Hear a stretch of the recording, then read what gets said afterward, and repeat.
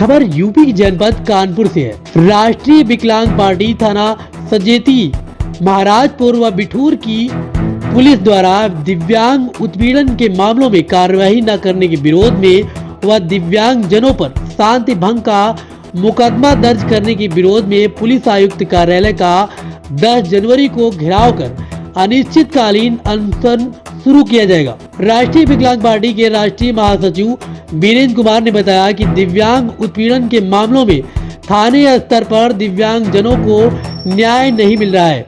थाना सजेती के दिव्यांग धर्मेंद्र कुमार का मकान विरोधियों ने जबरिया कब्जा करने की नीयत से गिरा दिया है। पुलिस थाना सजेती ने रिपोर्ट दर्ज कर कार्रवाई करने के बजाय समझौते का दबाव बनाया गया है। इस मामले को लेकर 5 दिसंबर को राष्ट्रीय विकलांग पार्टी पुलिस आयुक्त को ज्ञापन सौंपा था। इसके बावजूद किसी भी मामले में थाना पुलिस ने आज तक कोई कार्रवाई नहीं की, बल्कि पुलिस ने दिव्यांग जनों पर ही शांति भंग का मुकदमा दर्ज कर दिया है। दिव्यांग धर्मेंद्र परिवार सहित पुलिस आयुक्त कार्यालय के बाहर 4 जनवरी की रात से न्याय के लिए पड़ा रहा। इसी प्रकार बिठूर थाना क्षेत्र के दिव्यांग अजीत कुरील की जमीन व मकान भाई ने जबरिया कब्जा कर लिया है। आए दिन मारपीट गाली गलौज करते हैं। इसी प्रकार थाना महाराजपुर के दिव्यांग सौरभ व अजीत सिंह के मामलों में पुलिस ने आज तक कोई कार्रवाई नहीं की। वीरेंद्र कुमार ने बताया कि दिव्यांग जनों को संरक्षण देने के लिए भारत सरकार ने दिव्यांग जन अधिनियम 2016 बनाया है, लेकिन उसका अनुपालन किसी भी पुलिस थाने में नहीं होता है।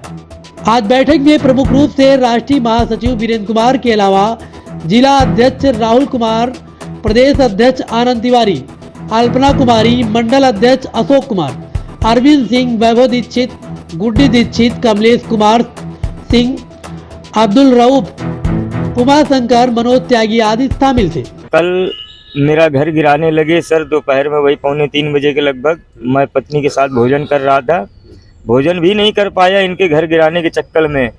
और ये बगल के राकेश कुमार, रमेश कुमार, इनकी पत्नियां और इनकी माता साथ में मिल करके मेरी लेटरिन, मेरी दीवारें सब गिरा दिया, तहस नहस करके रख दिया, मेरे कमरे की छत भी तोड़ डाली।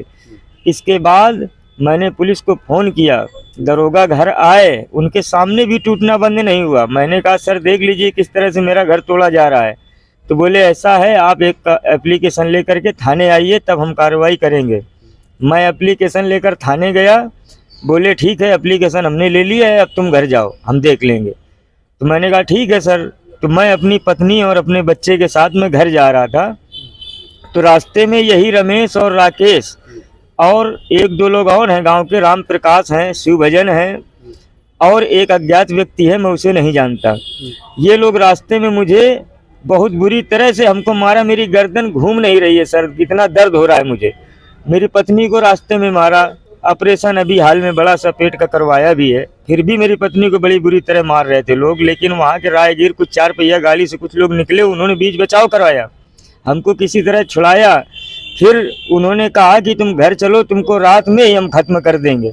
तो सर हम अपने बच्चे के साथ किसी तरह हम घर नहीं गए। फिर वापस फिर हम घाटमपुर आए, ससुराल को फ़ोन किया, ससुराल वाले आए, बच्चे को उनको दे के हमने कहा ठंड में कहाँ बच्चों को लिए घूमेंगे।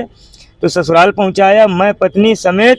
मैं यहाँ कमिश्नर साहब के ऑफिस के बाहर आया, कमिश्नर साहब के ऑफिस में आया, और आने के बाद यहाँ पता चला कि कमिश्नर साहब कल मिलेंगे आज के लिए। तो सारी रात मैं यहीं पड़ा हूँ, सारी रात से मैं कल 8 बजे का आया हुआ हूँ और अभी तक मैं यहीं पड़ा हूँ जी। यहीं पे मैं यहाँ तो आया था लेकिन कोई मिला नहीं, तो मैं बाहर दीवार के बगल में एडवोकेट की जो टीन पड़ी है उनके नीचे हम दोनों पति पत्नी बैठे रहे, सारी रात वहीं गुजारी हमने। आज कमिश्नर साहब के पास गए, कमिश्नर साहब तो नहीं मिले, उनके सहयोगी मिले और भी जो हैं आयुक्त के अधिकारी लोग।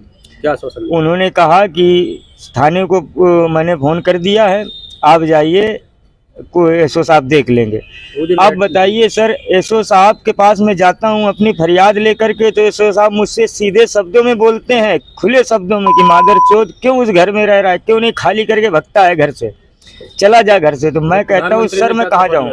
सर प्रधानमंत्री ने लेटरिन बनवाई थी उस घर में, वो घर की लेटरिन सब तोड़ दिया सर। प्रधानमंत्री की लेटरिन थी वो दी हुई, किसी की बनवाई भाई नहीं थी। और मेरी दीवार सब गिरा दिया सर। बताइए, मेरे कमरे की छत गिरा दिया, मेरा सामान भी दबा पड़ा है, मेरी औरत को भी मारा जो है तो अंदर घुस के। क्यों छोड़ बैठे हो?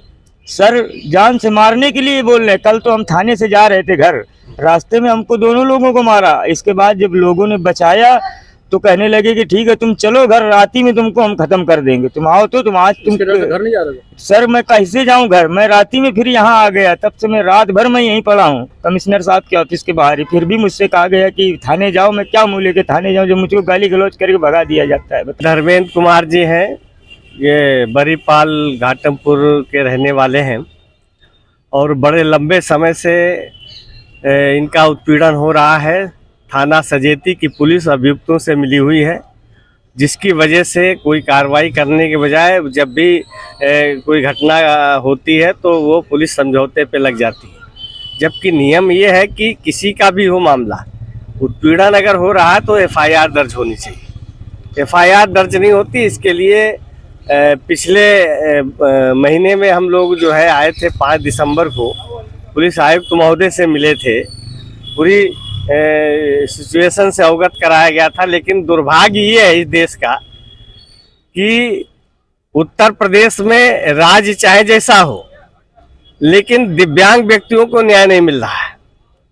दिव्यांग व्यक्तियों का उत्पीड़न बराबर जारी है। पुलिस आयुक्त से मिलने के बाद भी अगर किसी दिव्यांग व्यक्ति को, गरीब व्यक्ति को न्याय न मिले तो पूरी व्यवस्था पर एक सवाल है।